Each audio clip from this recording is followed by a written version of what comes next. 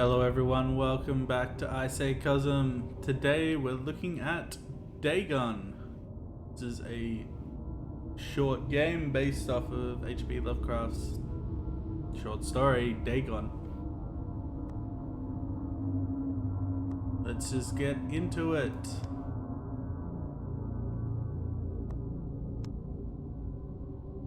Dagon is a faithful interactive adaptation of H.P. Lovecraft's work focused on story and atmosphere. You will not find difficult choices, action sequences, or inventory management here, and movement is limited to progressing through locations along with the plot. I am writing this under an appreciable mental strain, since by tonight I shall be no more.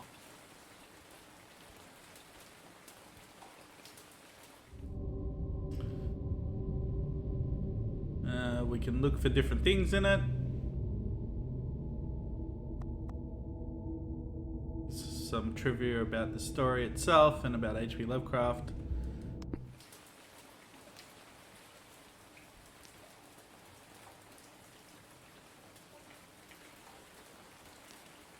Penniless, and at the end of my supply of the drug which alone makes life endurable, I can bear the torture no longer, and shall cast myself from this garret window into the squalid street below.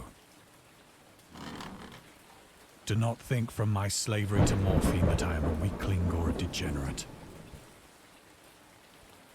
When you have read these hastily scrawled pages, you may guess, though never fully realize, why it is that I must have forgetfulness or death.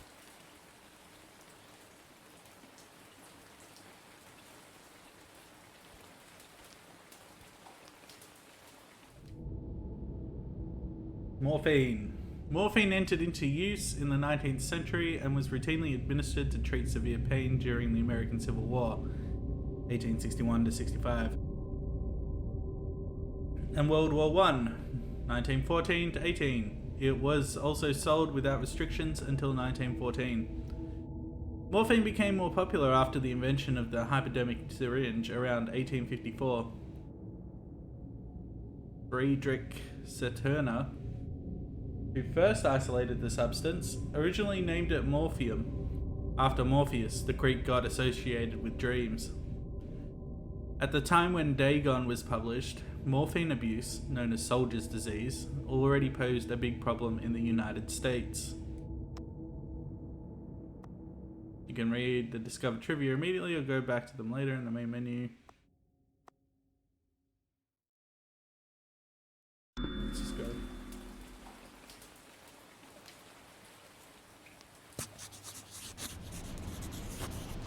It was in one of the most open and least frequented parts of the broad Pacific that the packet of which I was supercargo fell a victim to the German sea raider.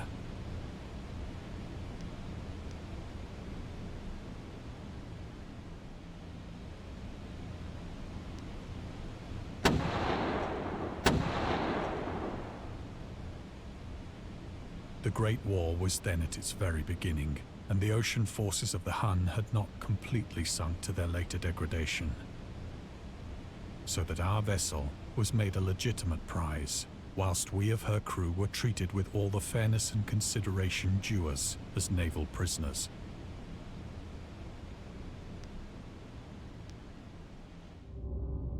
The Huns were Central Asian nomads who established a dominion in Europe and invaded the Roman Empire in the 5th century AD. They were known as brutal, deadly warriors and masters of quick raids who also developed powerful composite bows, lassos, and early siege weapons. During World War I, the British used the word Hun as a synonym for Germans, in order to emphasize their brutality. However, the term originated when the German Emperor Wilhelm II gave a speech to his troops on the 27th July 1900, before they embarked to China. Should you encounter the enemy, he will be defeated. No quarter will be given. Prisoners will not be taken. Whoever falls into your hands is forfeited. Just as 1,000 years ago, the Huns under their king Attila made a name for themselves, one that even today makes them seem mighty in history and legend. May the name German be affirmed by you in such a way in China that no Chinese will ever again dare to look cross-eyed at a German. The refusal to take prisoners was a clear breach of the laws and customs of war adopted during the First Hague Convention of 1899.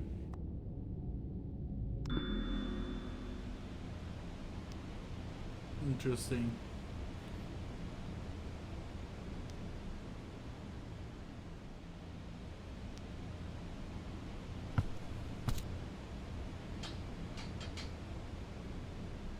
So liberal, indeed, was the discipline of our captors, that 5 days after we were taken, I managed to escape alone, in a small boat, with water and provisions for a good length of time.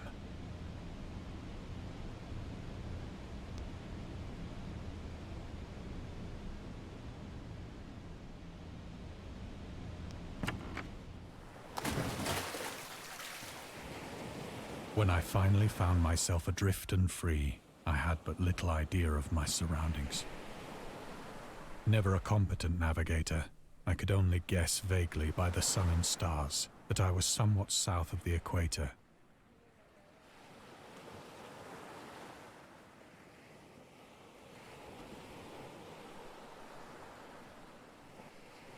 Of the longitude, I knew nothing, and no island or coastline was in sight.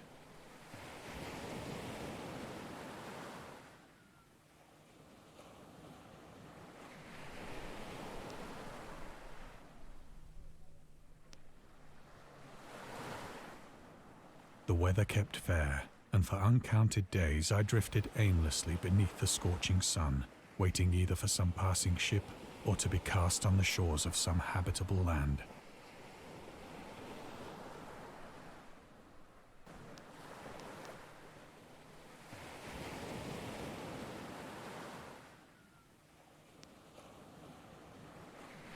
But neither ship nor land appeared, and I began to despair in my solitude upon the heaving vastness of unbroken blue.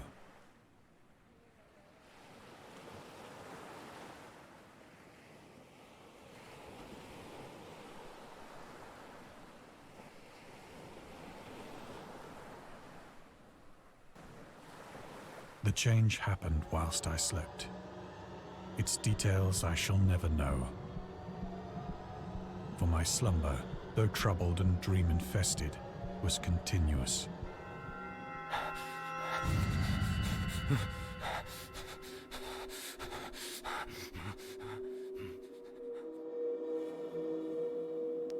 When at last I awoke, it was to discover myself half sucked into a slimy expanse of hellish black mire, which extended about me in monotonous undulations as far as I could see, and in which my boat lay grounded some distance away. Though one might well imagine that my first sensation would be of wonder at so prodigious and unexpected a transformation of scenery, I was in reality more horrified than astonished. For there was in the air, and in the rotting soil, a sinister quality which chilled me to the very core. The region was putrid with the carcasses of decaying fish, and of other, less describable things which I saw protruding from the nasty mud of the unending plain. Perhaps I should not hope to convey in mere words the unutterable hideousness that can dwell in absolute silence and barren immensity. There was nothing within hearing, and nothing in sight, save a vast reach of black slime. Yet the very completeness of the stillness and the homogeneity of the landscape oppressed me with a nauseating fear. The sun was blazing down from a sky which seemed to me almost black in its cloudless cruelty, as though reflecting the inky marsh beneath my feet.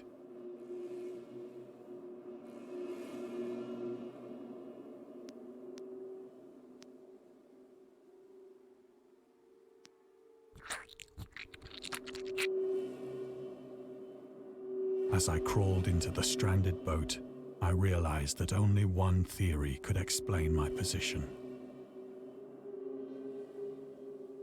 Through some unprecedented volcanic upheaval, a portion of the ocean floor must have been thrown to the surface, exposing regions for which innumerable millions of years had lain hidden under unfathomable watery depths. See that mound just heaving and... Ugh. This is great. So great was the extent of the new land which had risen beneath me that I could not detect the faintest noise of the surging ocean, straining my ears as I might. Nor were there any seafowl to prey upon the dead things.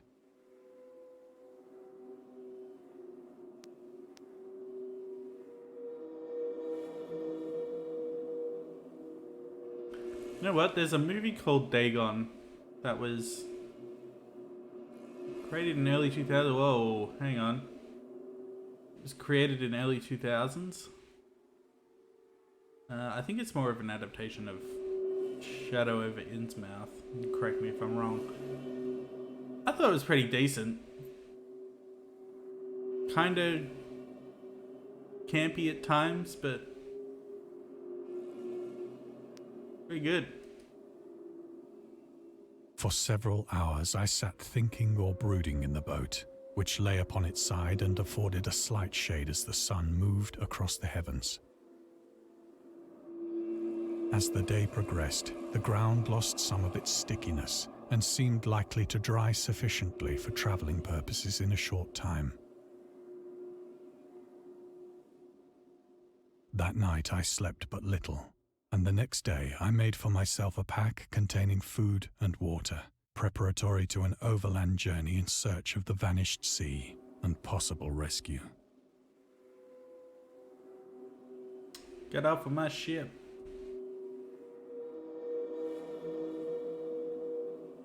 Or my boat.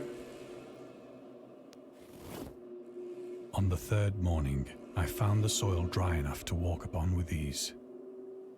The odor of the fish was maddening, but I was too much concerned with graver things to mind so slight an evil, and set out boldly for an unknown goal. I like how the landscape changes. Intentional or not, that's pretty cool.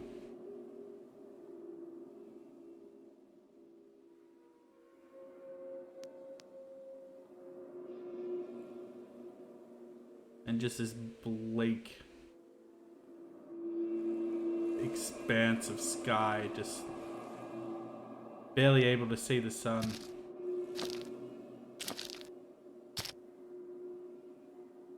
All day I forged steadily westward, guided by a faraway hummock which rose higher than any other elevation on the rolling desert.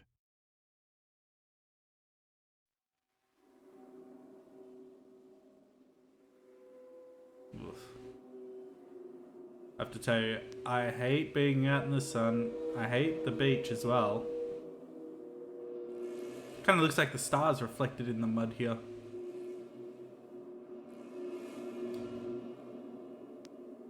This would be my nightmare. A very mundane nightmare, but I'd hate this. I'd be complaining constantly. Just imagine how hot you'd get. That night, I encamped, and on the following day still travelled toward the hummock, though that object seemed scarcely nearer than when I had first espied it. Yeah, and just continuous walking. You wouldn't really have much of a choice, but at the same time, just no. By the fourth evening, I attained the base of the mound, which turned out to be much higher than it had appeared from a distance. An intervening valley setting it out in sharper relief from the general surface.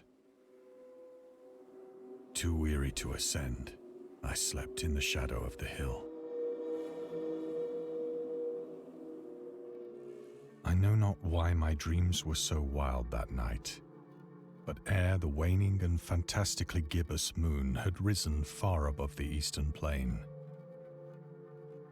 I was awake in a cold perspiration, determined to sleep no more.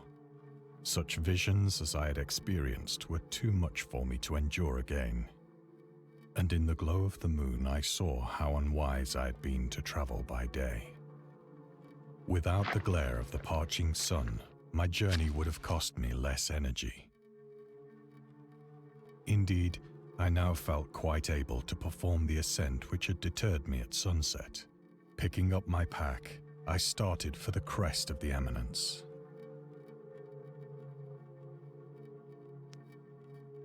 Also, any form of climbing for me, I'm just like, nah.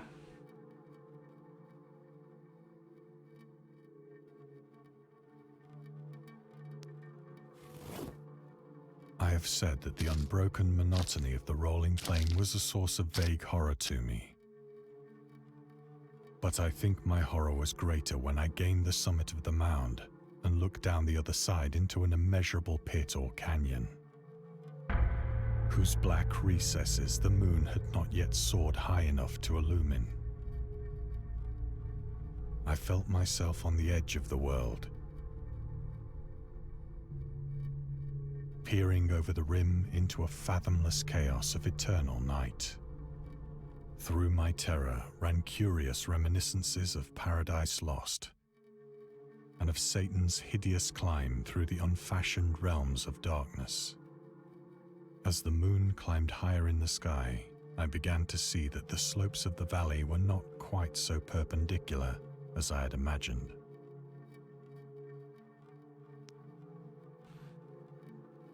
That would be quite terrifying. Expecting to see land over there and just nothing. Ledges and outcroppings of rock afforded fairly easy footholds for a descent, whilst after a drop of only a few hundred feet, the declivity became very gradual. Ugh. Going up a mountain is one thing, going back down it is a whole other thing. Urged on by an impulse which I cannot definitely analyze, I scrambled with difficulty down the rocks and stood on the gentler slope beneath, gazing into the Stygian deeps, where no light had yet penetrated. All at once, my attention was captured by a vast and singular object on the opposite slope, which rose steeply about 100 yards ahead of me. An object that gleamed whitely in the newly bestowed rays of the ascending moon.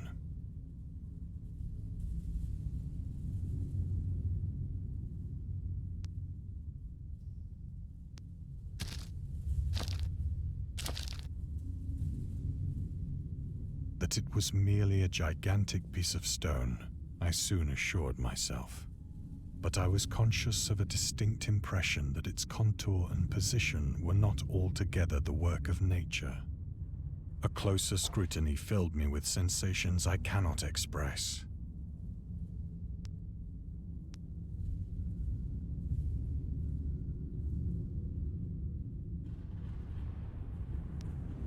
For despite its enormous magnitude, and its position in an abyss which had yawned at the bottom of the sea since the world was young, I perceived beyond a doubt that the strange object was a well-shaped monolith,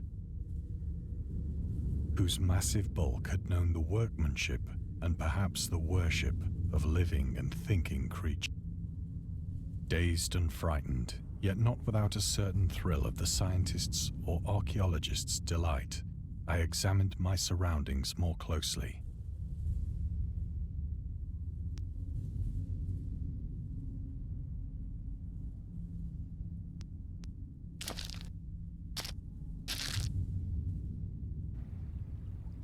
The moon, now near the zenith, shone weirdly and vividly above the towering steeps that hemmed in the chasm, and revealed the fact that a far-flung body of water flowed at the bottom, winding out of sight in both directions and almost lapping my feet as I stood on the slope.